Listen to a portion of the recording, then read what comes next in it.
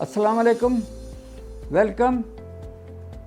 आप चैनल हमारा to protect yourself first, पहले अपनी हिफाजत कीजिएगा।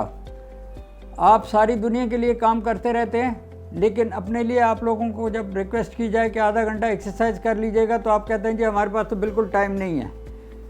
तो एक बात याद रखिएगा कि जैसे जैसे उम्र गुजरती जाएगी, अगर आपने अपने जिस्म को स्ट्रॉन्ग और मजबूत नहीं रखा तो फिर एक वक्त आएगा कि आप बिस्तर पे लेट जाएंगे और कोई इंसान आपकी केयर नहीं करने वाला होगा।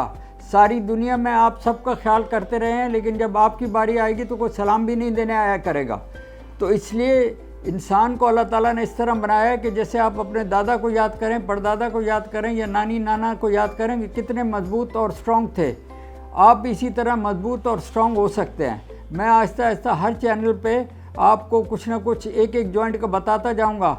कोई भी बीमारी आपको, जैसे जोड़ों का दर्द हो, गठिया हो, ये सब चीज़ों का इलाज हो सकता है, लेकिन इसमें आपने 80% करना है।